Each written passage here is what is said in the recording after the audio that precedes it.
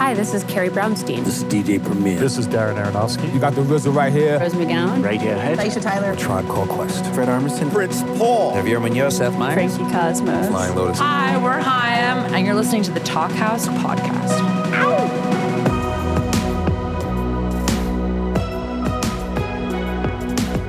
Hello and welcome to the Talkhouse Podcast. I'm Josh Modell. This week's episode is actually taken from a conversation that served as the online launch party for the second issue of our print zine, The Talkhouse Reader, which was lovingly put together by Talkhouse music editor Annie Fell. The issue, which you can order at store.talkhouse.com, explores the intersection of food and music, so naturally this episode does as well. Our guests are Jason Stewart and Rostam. Now, Jason Stewart, along with Chris Black, is the host of the popular podcast How Long Gone, in which the two discuss pop culture, fashion, and whatever else happens to come to mind, often with great guests. Recent ones include Jenny Lewis, Waxahachie, and Isaac Brock. But frequently, just the two of them gab like better read versions of your hippest friends. They're part of the fabulous Talkhouse Podcast Network, and you can catch the How Long Gone guys live this June if you're lucky enough to live in one of the cities they'll be visiting on tour. The tour dates and their deep catalog of episodes can be found at howlonggone.com. Today's other guest is Rostam, who's best known as a co-founder of Vampire Weekend and co-architect of that band's sound. Rostam left Vampire Weekend a few years ago to pursue solo and production work, and he's kept plenty busy. He made a great record with Hamilton Lighthouser of the Walkmen, as well as a fully solo record called Change Phobia. You may have heard him on the Talkhouse Podcast talking about it with Michelle Zauner of Japanese Breakfast. He's released a few standalone songs recently as well, and as always, he's a thoughtful conversationalist with something interesting to say. Since this chat is focused largely on food, you can expect to hear about Rostam's egg habits, a killer salmon recipe, and some talk about Rostam's mom, who's a well-known chef of Persian food who once went toe-to-toe with Martha Stewart. Enjoy, and please check out the Talkhouse Reader Issue 2 at store.talkhouse.com.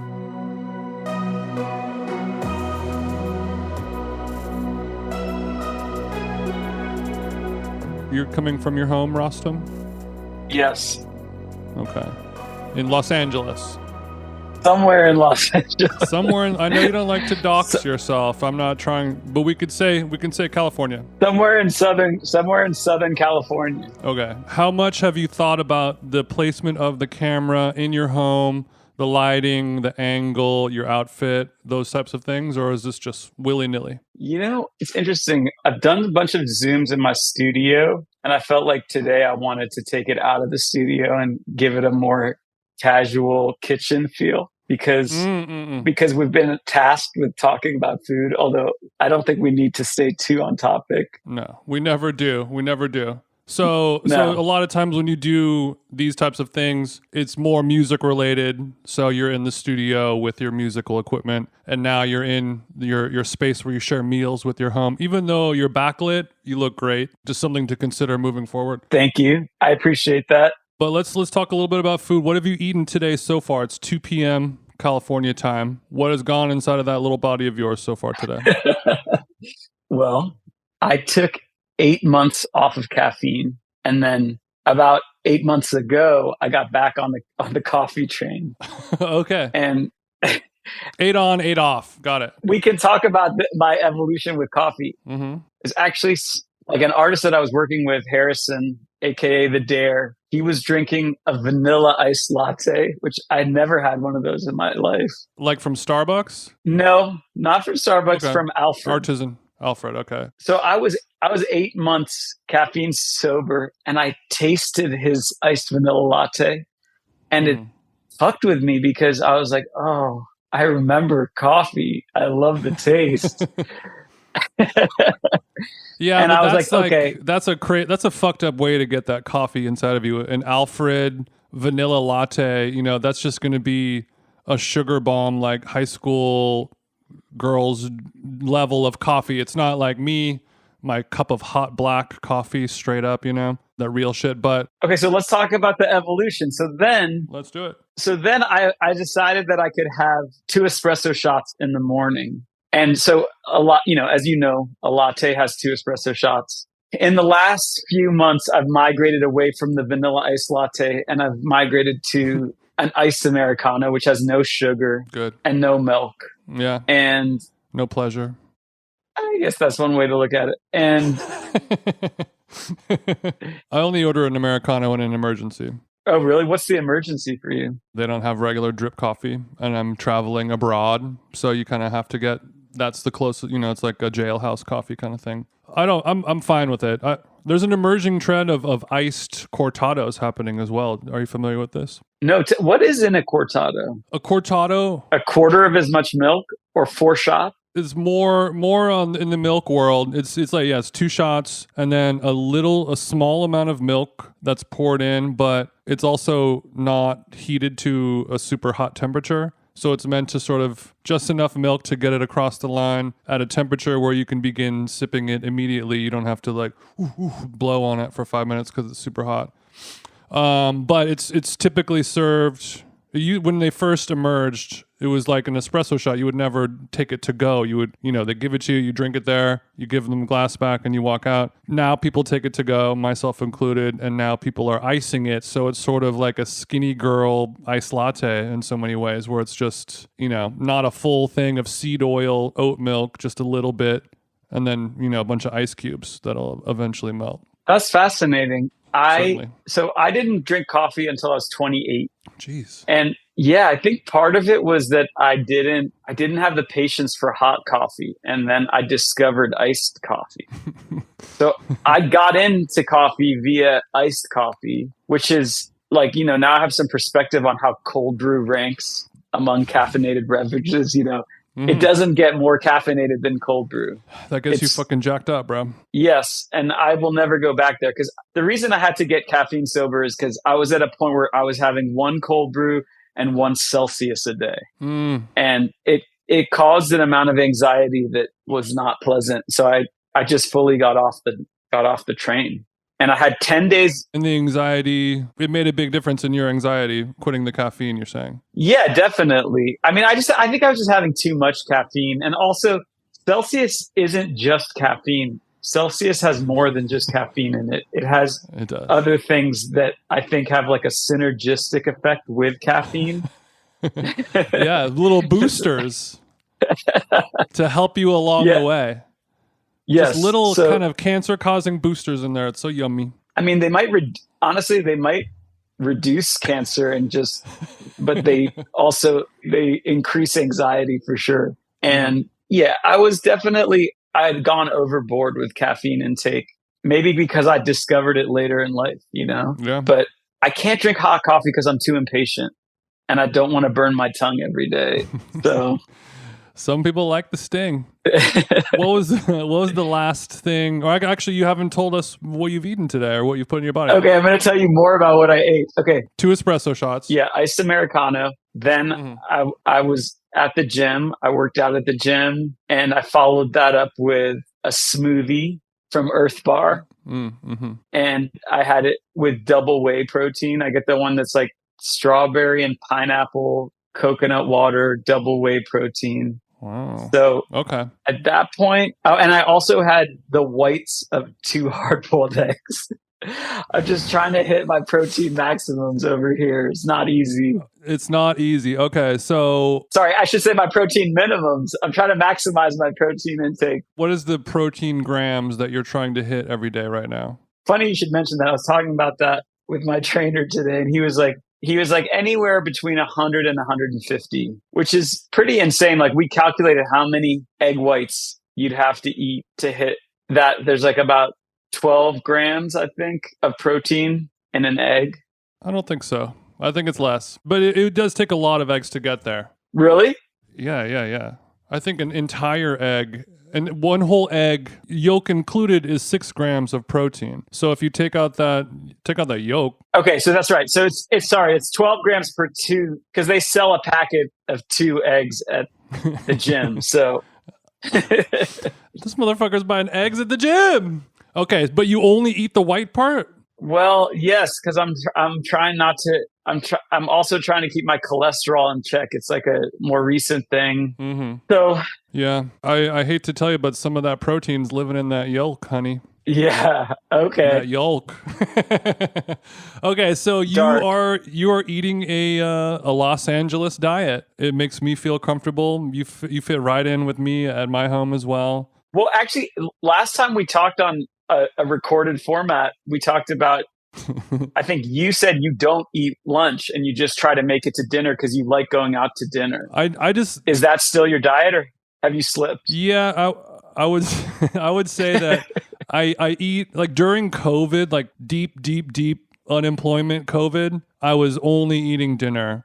No breakfast, no lunch, no snacks. It was a hard line. But then when I ate dinner, I was basically edging dinner. My source of pleasure in life is eating food often, and it was nice to sort of build up the food tension, the tension between my kitchen and I, and then when 6:00 rolls around, have this amazing feast that you've been working on.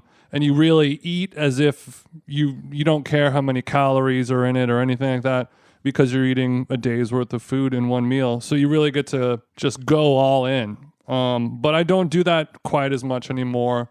I'll snack a little bit, but I rarely ever go out to lunch. I'll just like nibble on something at the house if I get hungry, and then edge for my big din-din. And how often do you eat out versus cook? I would say lately I'll probably go out to eat twice a week, and then most of it is at home. Because when we go out to eat, it's like, I was thinking about this earlier today, I only really want to eat food that I cannot make at home, or it's way too difficult to make at home. Otherwise, if I can make it at home as good or better, and I know exactly what's going into it, and I can control how spicy it is or how salty it is or whatever, I'm just gonna do it at home, because I will like it more. It may not be better, quote unquote, but I will enjoy it more. No, sure. That's interesting, because what you remove when you speak about food and eating out versus staying in those terms is you remove the component of like going to a restaurant and that restaurant experience, which is, I think it's a sacred place. Well, for some people, I think it's like a big part of the appeal of going out to eat, the kind of the ritual of it. Mm-hmm. And I think I wasn't very conscious of that until my brother said something about it. Maybe this was like 10, 15 years ago. And it changed the way I thought about going out to eat, like just the whole experience of it. It's more than just about the food. So it seems like we're sort of on the subject of healthy, clean eating. Trainers, nutritionists, being conscious about that. Not so much you, but also for me. But, I used to eat whatever the fuck I wanted for a long time. And, I think different people have different tastes, but like, I really like those bad for me foods. So like you, like trying to save it till the last meal of the day. I do enjoy occasionally being able to eat something naughty like steak frite, which is one of my favorite foods. So, yeah, I'm going to try to eat healthy stuff until we get to the steak frite hour. Okay, so your bad boy junk food once a month naughty girl meal is steak frite. Is a lean fillet of beef and some French fries not healthy, but it could be a lot worse. There's a lot of people who are, Taco Bell and shit like that. I think you're doing just fine. Is there a situation where you have like a quarterly, like true bad boy meal? Like I'm going to fucking Popeyes, Bojangles type shit? I'm trying to think. Or it could be a home thing, like boxed macaroni and cheese or something like that. Well, when I make rice, I always make it with tahdig. So the tahdig is usually not going to get finished, and there's going to be some leftover tahdig. And you know what? That's pretty naughty, to be getting back into the tahdig on day 2 and just but how do you not sneaking in some tahdig. We should talk about what tahdig is. So, Jason, you dated an Iranian American woman for many years, right? So you learned a lot about Persian culture. You and I have eaten together at some Persian restaurants, and I've been impressed. I have to say, I've been very impressed by your knowledge and your pronunciations. And thank you. Yeah, and I think you did a good job of ordering for Chris within the within the confines of no meat, right? He's still no meat, or does he do fish? He does a little fish. He's a pesky pescatarian, I'll say, where he will eat fish, but he's very particular about it. He likes just a clean, piece of plain fish with some lemon and olive oil and salt kind of thing. He doesn't like it swimming in a sauce or a béarnaise or, something adventurous like that. But, Persian food, you can really do that. And you can have an amazing, flavorful rice with herbs and beans in it. And then just a grilled piece of salmon with some lemon and dill. And, that's about as good as it gets. Yeah. Yeah. The way that I like to season salmon is definitely adapted from my mom's recipes. It's like kind of a simplification, but I only use 4 ingredients: salt, pepper, sumac, and turmeric. Okay. Those are my 4 ingredients. And actually that seasoning also works really well with lamb. Yeah. Also, to be clear, your mom is not just any old mom who's cooking. Your mom is an authority in the Persian kitchen, if you want to say something briefly about her. So my mom, her name is Najmiya Batmangalij, and she wrote a cookbook in America, or actually she wrote her first book in France in 82. And then in 84, she came out with her first book in English.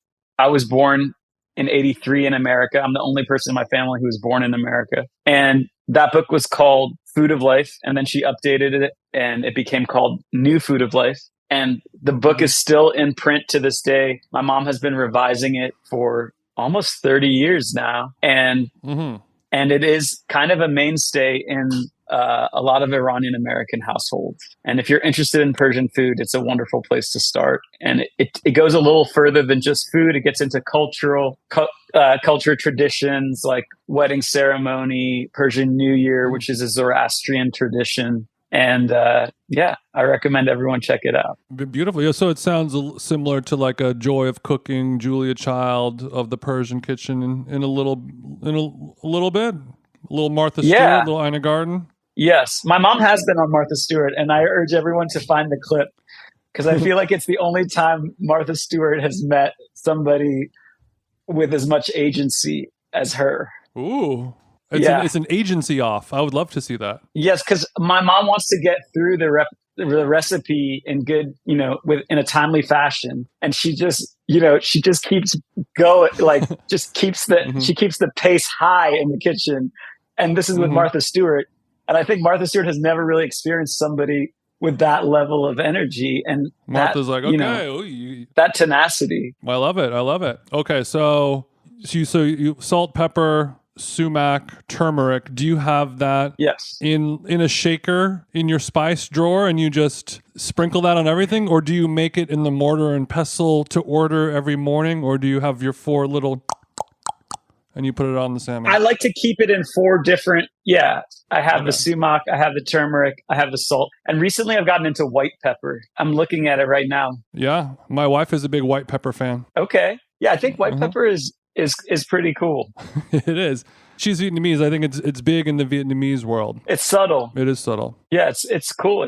It's got like a little less edge than black pepper, but it also has the flavor. It's like the flavor without the edge. Like sumac to a lemon, perhaps. So a lot of people don't know what sumac is. It grows on trees and it's a citrusy, like, I guess, I don't know if it's a fruit or a flower, but it's a kind of like a citrusy maroon purple powder. I'm leaning flower, but I'm not positive. But yeah, it is a good cross between maroon and purple. It has a beautiful color to it. And you can make lemonade with it. Really?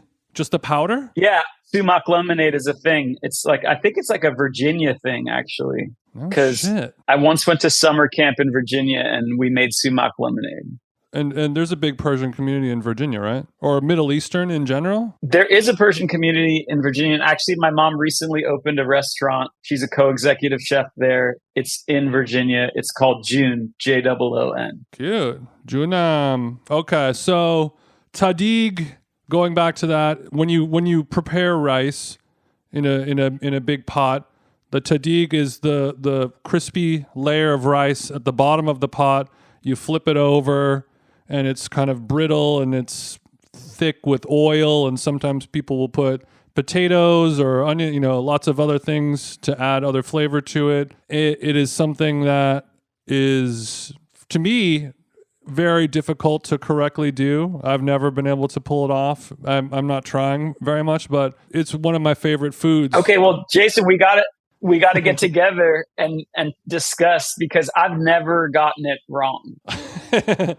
Okay. I for some reason, like I'm just so used to cooking rice in the rice cooker that I really, but like a Japanese small rice cooker, not a larger one that you could use for. Yeah, so I think the trick is to get a Persian rice cooker, and it's specifically designed to make tahdig. But once you get on that wavelength and you kind of understand what that rice cooker's doing, you can do it without the rice cooker, which I've done before, like on a camping type trip. Okay, so that's like taking the training wheels off and doing it like the grandmas. I mean but that's really what I want to learn how to do. Well, I think you should start with a rice cooker, and they're not that expensive. I think it's like $30 to $50.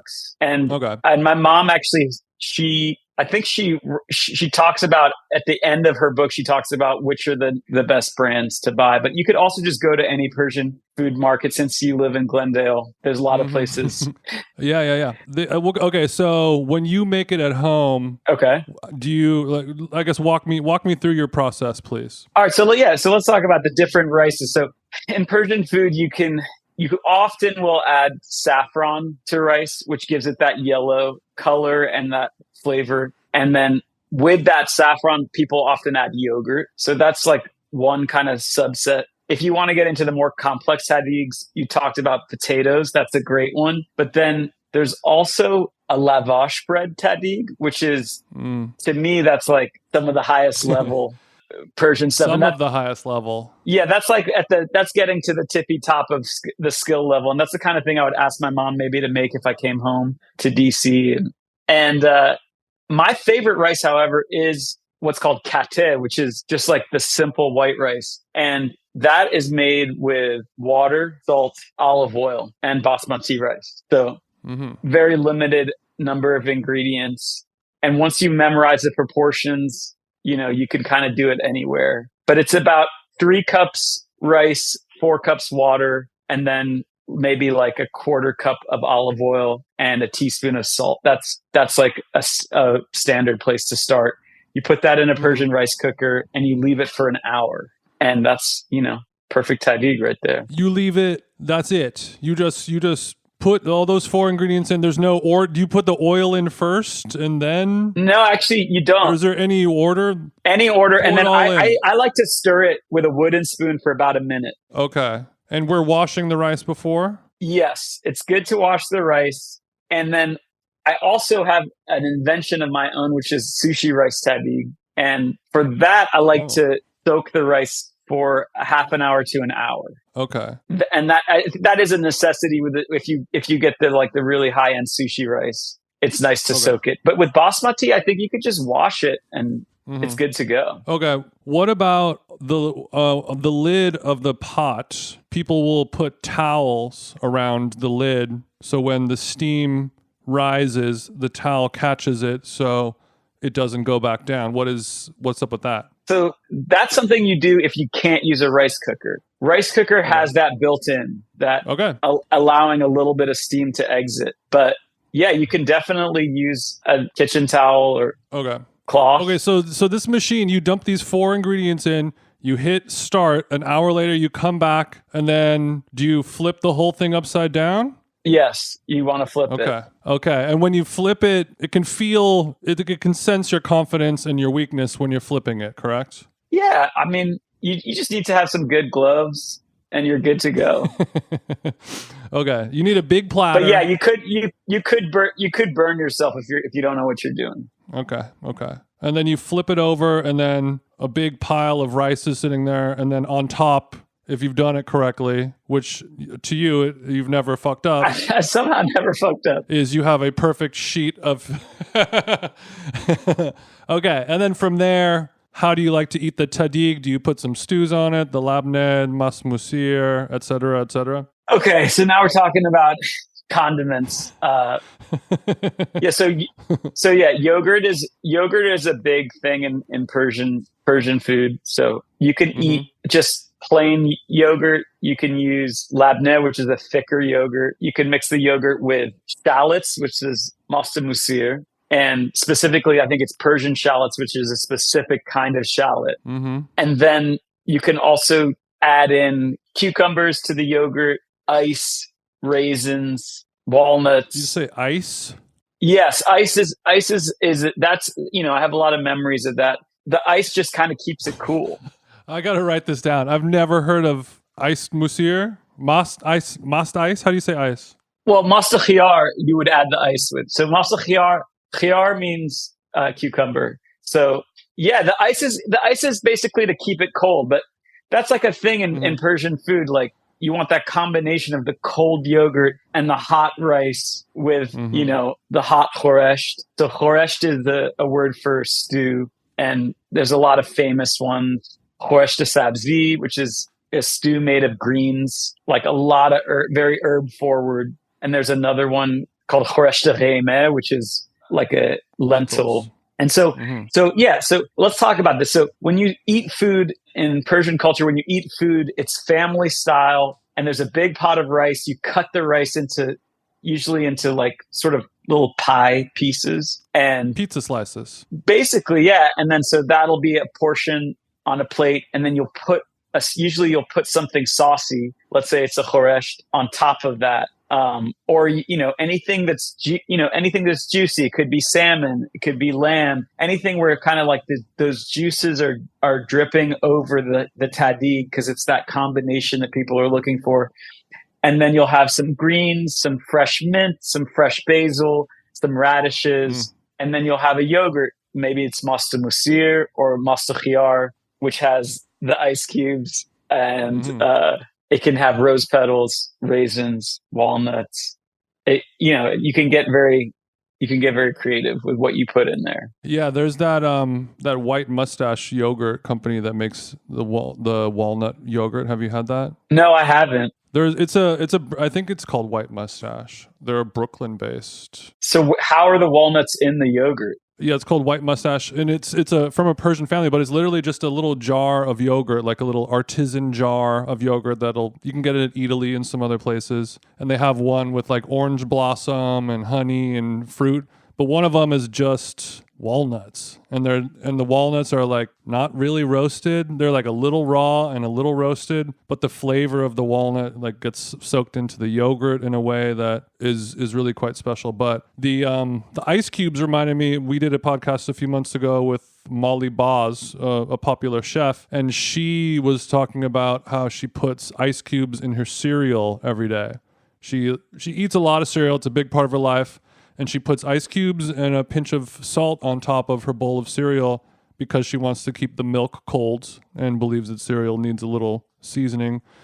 And the thought of adding ice cubes to cereal feels a little insane to me, but then the ice in the yogurt with the cucumber, less insane, but you're still adding ice to dairy. It's still fucked up. Yeah, I mean, adding ice to dairy is not weird in Persian culture, because there's also something called dough, which is like a Persian soda. I guess there's also ice cream, which will have ice too. But as you're talking, it makes me think, like, what is the thought process behind adding ice to yogurt and cucumber? And I think it has to do with the cucumbers, because the cucumbers are going to retain their crunch with the ice.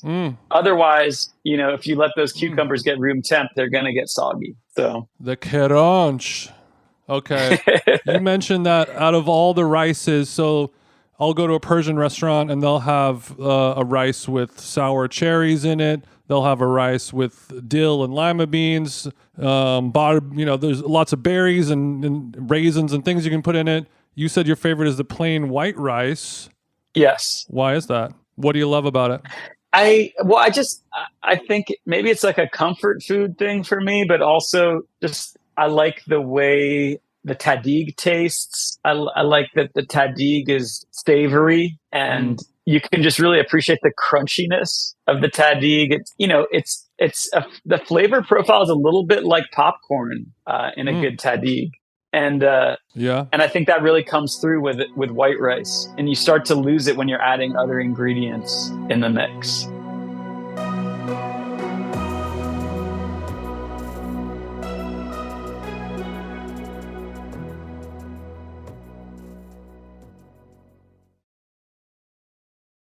Whenever I would see like big group of a family eating a meal at a Persian restaurant, they'll have, the dad or the uncle or the grandpa will have, the big plate with his kebab on it and a big mountain of white rice on there. And then some of the rice on top has the yellow saffron.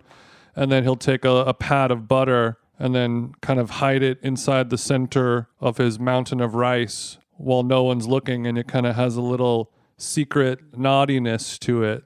Do you know what I'm talking about? Yes. So this is another. So now we're past Tahdig 101, Persian food 101, and we passed Masta Musir, we passed Masta Khiyar. We're getting, we took a pit stop in adding ice to dairy, and now we're getting into the higher level. So here are some of the higher level things. We have a raw egg yolk on top of the rice. That is a thing that people do. I have not seen that. I have not. Okay, so not unlike Japanese or Korean cultures. Yes, you got a raw egg yolk, but what's interesting about that raw egg yolk is that's happening on a plate. It's not like a dish. It's literally a personalized plate with a raw egg yolk on it, and then there's also the butter factor.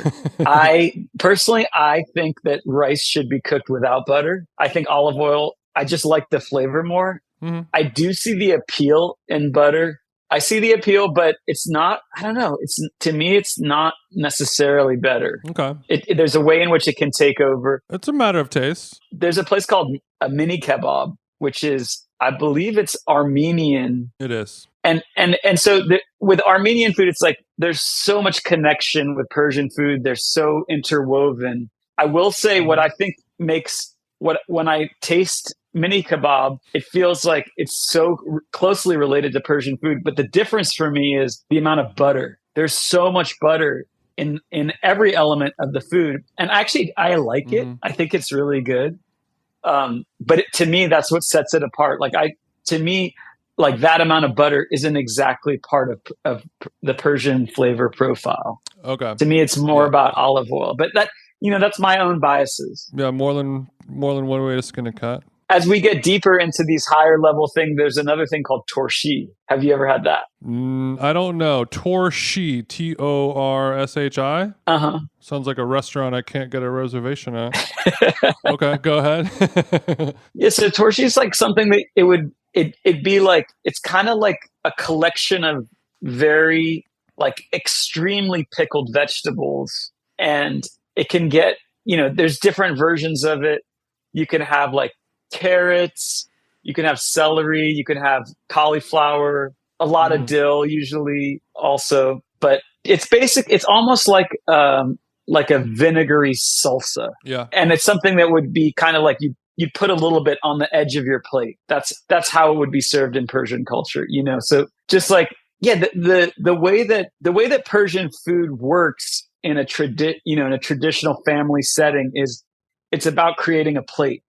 So like we talked about, we got the rice with tahdig, you've got a khoresht, you've got a piece of meat maybe, and you got a corner of the plate that has like some cold yogurt, and then you've got a little corner of the plate that has torshi, and it's about that kind of combination of stuff, and fresh greens, like I mentioned, mint and basil. It's like about that combination. So the reason I mention it is because what is really hard to translate about the Persian eating experience is it's hard to translate that plate style cooking to restaurants, because at a restaurant, it's about serving people a plate of food where they know exactly what everything on the plate is. We've gotten pretty accustomed to that, and it's hard to sort of apply that style of eating to restaurant culture. So there's all these weird things. So at a Persian restaurant, you'll see tahdig as an appetizer, but that is actually crazy because no Persian family eats tahdig as an appetizer. Tahdig is it's the centerpiece of your plate, and they're kind of trying to recreate that by serving you tahdig as an appetizer with khoresht on top of the tahdig. And there's a couple restaurants in the LA area that will do that for you. Like Darya is one, Rafi's that you and I have been together. But it is it's weird. It's weird to get that as an app because it's not really how Persians eat. They don't eat it as an appetizer, but there's nowhere else to really put it on a menu. Right. Yeah, they had to change the format. So like whenever you ask a Persian person what's your favorite restaurant, or I mean almost anyone, you know, if it's always, well, I mean, if you have to go to a restaurant, I would go here, but it's not even close to as good as it is at home, even if your mom is not that good of a cook. Yeah, and I actually think, you know, there's very few Persian moms who aren't good cooks. That's true. They usually are. And I think it's a very French thing that we have sort of applied to our lives, which is the idea that the best food you will ever eat is at a restaurant. Like, I think that's something we all take for granted, but it's actually, you know, it's sort of rooted in like the French tradition, which is cool. And like, I like a lot of things about French culture, but it's also sort of rooted in capitalism. This idea that like going somewhere and paying for a service, that's like where you're going to get the peak experience. And for, you know, for a lot of French food, I think that is true probably, but for Persian food, that's not true. Yeah, I agree with that. Well, lastly, I wanted to talk about maybe my favorite bite of Persian food and sort of saying, which is nune zire kebab. I think we may have talked about it before, but it translates to like the bread underneath the meat, sort of the lavash bread that you lay down on the plate. You put the kebabs on top, whatever it may be, and then the meat juices soak into the bread, and then you kind of secretly like eating the meat-flavored bread more than the meat itself in a sort of a naughty way. And it also has a dual meaning of, you know, maybe kind of liking your partner's sibling more than your partner in a naughty way kind of thing. Yeah, that's interesting. I wasn't aware of the idea of like, you know, the wife's younger sister being better than the wife. I think that's maybe something you're bringing to the table, which I don't mind. But let me specify. I think what I heard was it was sort of specifically maybe a cousin or a sibling of your partner who is not considered to be the most attractive partner or member of the family, maybe, you know, like sort of the one that nobody really likes, you kind of secretly like them and you can't say anything kind of thing, or just how you always are, you know, coveting thy neighbor perhaps. But I thought it was an interesting double meaning, but more so I just love the taste of the food. No, yeah, you're definitely, you got the expression right. The nuances of the expression, I'm going to talk to my parents about it and we can talk about it together later. I will say using the bread to remove the kebab from the skewer is kind of where that comes from. So you got a hot skewer with a hot kebab. It's over the coals, and then you take it off the coals. You use the bread kind of like just to wrap around it, and then you remove it, and then you keep that bread around surrounding the meat, and it keeps the meat warm, and also those juices, like we talked about, those juices are dripping down, and it's creating like beautiful texture and flavors. So. Yeah, I love that bread glove sliding on out.